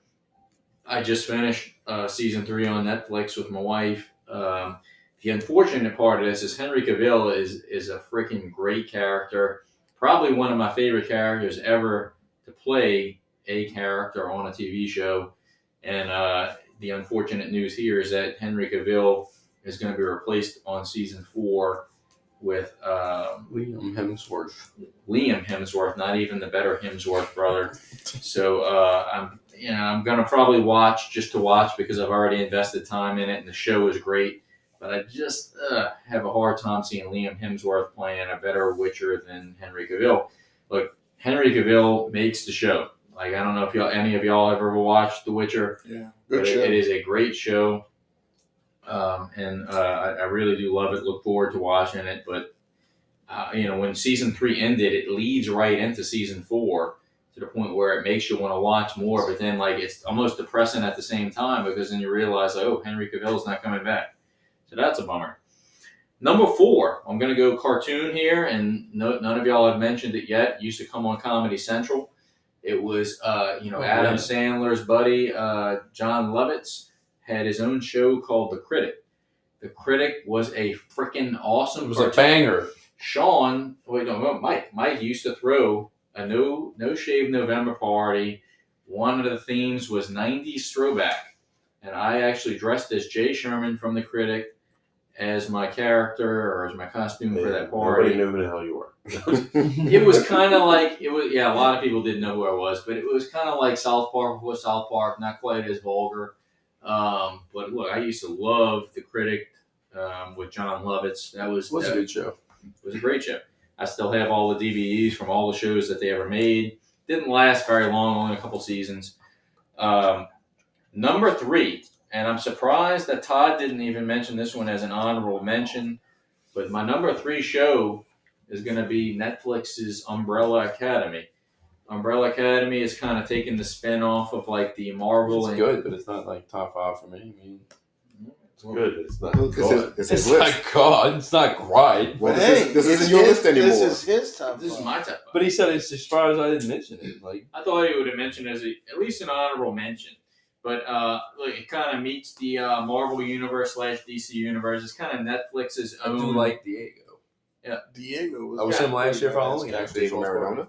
Todd Not that was Diego. yes, Todd was Diego from Parties. Umbrella Academy at Sean's party last year, Halloween party last year. It's kind of Marvel meets DC. It's Netflix's own version of superheroes.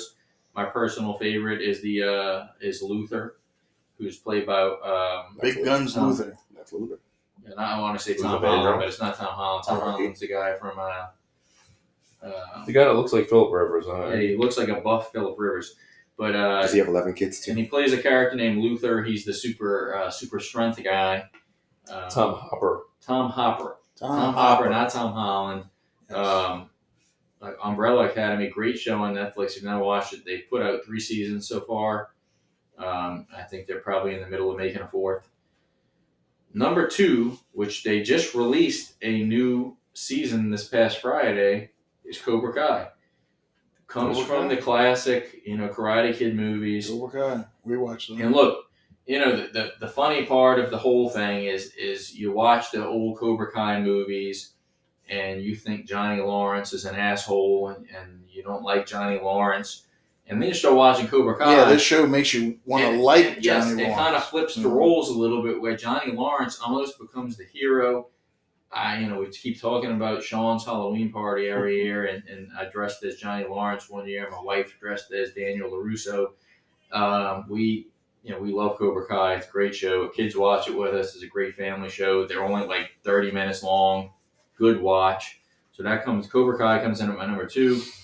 Number 1, we're going to go back to 90s Nickelodeon. We're going to go back to cartoons. We're going to go back to Saturday morning cartoons, Sunday morning cartoons, whatever it was. Doug. Doug is my favorite show of all time. I've got I was going to guess Rocco's Modern Life. Oh, that's it. I've got every season of Doug on DVD right now. Love the show. Patty Mayonnaise. Who didn't have a crush on her? Even the Disney version of Doug when they changed the voices and everything. The Disney version was not as good as the Terrible. Nickelodeon version. When Roger By Klotz no had the means. fucking cut-off jacket instead of an actual leather jacket. And look, my favorite characters on the show was Roger Klotz and his gang. Boomer Bledsoe was actually my favorite character ever, which was a very minor character, but the show was just very awesome. It made me look forward to getting up on Saturday mornings. I definitely love Doug and most of the Nicktoons, but Doug comes in at my Quail Man. I dressed as Quail Man one year for Halloween at Sean's party. My wife was Patty Mayonnaise. A lot of shout-outs to Sean's party here. It's coming up, Sounds guys. like a pretty If anybody bitchin' wants party. To, Who's that guy? Yeah, this guy right here. That's a pretty solid top 5 that you got going there. I like it. I'm glad there's a break because I got to piss. What? Wow. Okay, so that was everybody. Sean, you're gonna finish us off and close us out with your top 5. What you got? I guess I don't know if I have major stories behind my top 5s, but I mean there's probably several honorable mentions, like say like Friends or Seinfeld or I don't know Scrubs, but one Sex in the City? I actually have seen all of Sex in the City. I enjoyed that show. Carrie's a bitch, by the way. Yeah. That was one of those shows that I watched in high school on HBO and like didn't admit to people that I watched it, but And we can say HBO. I watched I every was single episode of Sex in the Made City. aware of. I even had the DVDs of Sex and the City. It was a good show. Anyway, I guess I don't know if it's like a top, saying ranked, but kind of like putting them in some kind of order. The number 5 I'll go with is King of Queens. Because Kevin James, I don't know, sitcom. I used to watch every episode of that on Monday nights. And just I don't know. Kevin James was relatable, typical everyman guy. Of course, he got some skinny hot wife, which didn't make sense, but we went with it, right? And we watched 9 seasons of King of Queens, and number 4 is probably. I guess this counts. It's not really like a sitcom or whatever, but I'm gonna go with Saturday Night Live. Oh, we'll allow it because I grew up with Saturday Night Live. Used to stay up and watch it with my parents all the time, and there's so many future, so many sketches, so many movies, different characters, people that came out of Saturday Night Live. I mean, it's like a whole universe. And then number 3, Topo Chico. It's Topo Chico. Topo Chico. Which one is it? Is it Topo. Is it Prickly Pear? This one is. I'm a prickly pear. Prickly Pear. Oh, do you have another one? Maybe. 'Cause I I have will- other Topo Chicos, but let me see. Anyway, Because I'm going to fight you for the other Prickly Pear. But anyway, it's the absolute best. Anyway, number 3, it's already been mentioned, but it's got to be South Park. Because I thought that'd be your number 1, to be honest. South Park debuted, I think it was August 13th of 97. It's when we started 8th grade at Rummel. It was like literally the same week we started our 8th grade year in high school, or whatever you want to call it, pre-high school. And it was like it's like that show like grew with us. It's like we matured with South Park as the show matured. It only got better with time. Right, exactly. Just like how we grew, it's like we remember from its raw stages and horrible animation, and the voices got better. I mean, I remember you couldn't barely even understand Cartman in the beginning, and then his voice got cleaner over the years and stuff like that. Anyway, number 2, number 1, I don't know what order. I guess I'll say the first, I guess, whatever. Number 2 is probably like, I don't know, Game of Thrones. Because that one's funny because I was never really into Is it funny haha or funny peculiar? Peculiar. Because I remember in the beginning. Copious amounts of nudity, I mean. Yeah. Wiener party, yeah. The sex scenes, hey you. I just remember, it was somewhere after season 2, I think, and it's like everybody was into this show, and it was like, I'm not really into like medieval times and things like that, the shows like that, movies like that, but then it's like I had to, all right, see what all the hype was about, and so, started watching Game of Thrones, caught up with the first 2 seasons before season 3 started, and it was like, I don't know, for some reason there's so many characters, so many fucking dragons and all kinds of stuff that, just kind of pulled you in, and it was like it became addicting after that. And then, I mean, it kind of fell off towards the end when the dude still to this day hasn't finished the books. It's like we're basing a show on books that aren't even finished being written yet. So the friggin', the writers have to, the show creators have to take over and write their own ending to it, basically, and that's why seasons like 7 and 8 kind of sucked. But anyway. Do you also watch the spin-off show that they have now? House of the Dragon? Yeah. That's from that show, but the Targaryens, the ones with the dragons and stuff, are probably the coolest ones in the show. I don't know, the Starks were pretty good too, but... What about Amelia Clark? Did that make you want to watch the show? Yes, absolutely. Amelia Earhart. Yes, Amelia Clark is a personal favorite of mine. Yeah. Amelia Earhart, yeah. Not to interject, I'd like to make one quick thing about Game of Thrones when you finish your list. Just really quick. I had something I want to say about that, but go ahead. I mean, you can say it now. No, fine. I didn't pick up the show like when it first started. I've only seen probably 4 episodes, and it's probably the last 4 episodes of the entire series. Oh, geez. And like my friends would have watch parties of it, and like every Sunday they'd get together at someone's house, watch it.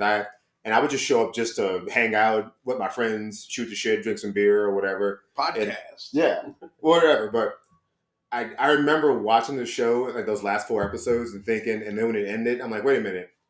Y'all spent 8 years of your life watching this show, following it, for it to end like that? Yeah. You mean to tell me this bad bitch dies by rocks crushing her? And that's it? That's the payoff of like how this is going to end? It was like they even had a full year off because they had to move the filming to film it like during winter time because it was, certain scenes they couldn't do without the perfect setting and everything and the stuff wherever they filmed it in, Europe or wherever the hell. And it was like, it was like such hype, with them missing a whole for, I think, like all of 2019 or 2018, they didn't even air. but whatever. Winter wasn't the only thing coming. But I don't know. I have to say number one's probably Dexter. Just I got hooked on that one early on, and the whole idea of the guy being like a superhero serial killer kind of is flips the whole script on that kind of thing of that you're rooting for him even though he kills people but he follows a code that they he only kills bad people. He has to find out and make sure that they are guilty of crimes and then they're worthy of being killed by him. And it's like, but he's still committing murder. And it's like they have a whole season where he's hunted by the police force and whatever, and he's called the Bay Harbor Butcher, and they find all his bodies that he throws at the bottom of Miami Harbor. You were probably the first person on that show. Like I remember you talking about it a lot, but like I think you were probably the first person in my group of friends that talked about that show, and probably what led me to starting to watch it. And I didn't finish all the entire series, but just watching a couple episodes, and it was really good. And but you turned me on to that show because you were so into it. I was like, man, it's got to be good. Let's check it out. It was I need to go back and finish that show at some point soon. I had a feeling that would be in Sean's top 5. Good, pretty good idea. It would be in number 1. One of the ones that I didn't mention that actually might bump. Let's say if we take The Witcher, bump it out of the top 5. I forgot to mention Rescue Me. Rescue Me with Dennis Leary, firefighter show, probably surpasses The Witcher in my top 5. If we're talking about a comedy, I mean, I know they've made all these like Chicago Fire and whatnot, like maybe more serious firefighter shows. Rescue Me was friggin' hilarious. Dennis Leary, I mean, it was a firefighter comedy. I mean, if you never got a chance to watch that one, that was, probably makes my top 5 over The Witcher, if I had to guess. And I'm not surprised, but I am surprised that none of us mentioned Sopranos. Yeah. Or Suits, or The Wire. All really good shows. The Wire, yeah. Yeah, those were all really good shows. I watched a couple of them. I didn't get through all the Sopranos. Honestly, I need to go back and get more into Sopranos as I'm older, because it seemed like it was a little bit before our time, a little bit, when we were kind of young to really appreciate it. Mm-hmm. But it's a good one. Same with Seinfeld. I'd say like Seinfeld's one that I see nowadays. Cheers. Yeah, like shows like that now that we're older, I get them a lot more than when they originally aired. Sure. And they're, Curb Your Enthusiasm, maybe. Yeah. Before we close out the episode and do our customary final shot, I need to go back to my top 5 really quick because I completely missed some shows that they're more specific to me. Mm-hmm. So you guys may not, and most of the audience probably doesn't know of them or watch them, but I completely botched my top 5 real quick. So I'm taking out Football Life. Football Life is OLI number 1. Great show, still love it, but I completely forgot and didn't think about this show because it's very not mainstream, and you guys probably wouldn't know of it or watch it. But for me, there's a show called Top Gear. It's like a British-based automotive like TV show with 3 big personalities, test driving cars, doing these really cool road trips throughout the country and the world. Really, British show, isn't it? Yeah. They did there's an American spinoff, which is really not that good. Yeah. But that show for me, I watch that show all the time. I know enough about it because you know who our buddy at UNO used to watch it all the time on his laptop, and he was like, "The hell is this Top Gear show?" Yeah. So House and Justified stay in my top 5. Number 2 and 3, Chappelle Show, and The Boondocks. Very little controversial for both of them, but they're hilarious and very quotable. Especially Chappelle Show. Back when we were in college, every new week we'd come in, someone would just start quoting, "Hey, did you see the episode of the Chappelle Show?" and talk about whatever the quote or the skit was that was just uproariously hilarious. But I'd be remiss if I didn't mention those 2 shows because they were fundamental for me growing up or as a young adult and quotable and just hilarious shows. So I had to redo my top 5. I'm sorry, Chappelle Show. We find ourselves, when you mention the Chappelle Show, like Heather and I, my wife, we find ourselves listening to some Dave Chappelle stand-up, just like available on Spotify or whatnot. Speaking of, Chappelle is here on Friday night. Yeah. 15th. And we'll just be listening to it in the car, and it's just very funny. Like, I don't know. Killing Me Softly, it was in 2000. That was like one of the greatest stand-up shows of all time. I had that burned to a disc, and I would listen to it constantly. But I just had to get that in because I realized I completely screwed my top five It was over. Killing Them Softly is what it was. Yeah. But yeah, I had to get that in. My top five was completely skewed to a different kind of mindset and audience. I had to go back and visit because those top three shows were, for me, my things. I still rewatch them as much as watching anything new. Chappelle Show only had 2 seasons. I think 3. The first 2 were probably the best. The third one was right before he, quote unquote, went crazy and went to Africa and had his epiphany. They had a DVD of lost episodes. Yeah. Something like that. Yeah. But That was about it. God damn it, these damn things. But on that note, we're gonna do our shot to close the show out. We're doing, what is this? Another brandy. This is called E&J. E&J brandy. The XO. What is this shot for? Close out the show. It's close show and to surviving 4 episodes. Surviving 4 episodes. Already 4 Four in. fucking episodes. 4 episodes. Travis Wow. loves him some brandy. On that note, If I had to say on the brandy, both bottles of brandy that I have in my house were given to me as gifts by one of my wife's uncles, which through marriage is now my uncle. So I do have a couple of bottles of brandy. I'm not the biggest brandy fan, but I think it's a He's not Dumbledore.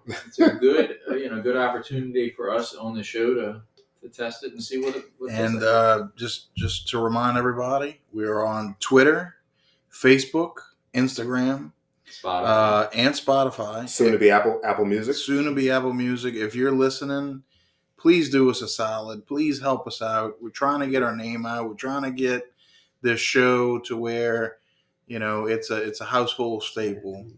Look, we give Mike. You gave Todd a shout out earlier for how active he is on Twitter. Absolutely, Todd is a beast on Twitter. He's been really, taking What are you care of guys business. talking about? I'm not over to Twitter. I comment on all those Twitter posts. No, but you're active and you're constantly putting our name out and our logo out. There's constant good content on Twitter. The Facebook is got it mirroring the same. It's doing well too. The Instagram is kind of now up and running. So we're on all the socials. You can find us wherever you get your podcasts or other Grindr, media Tinder. content.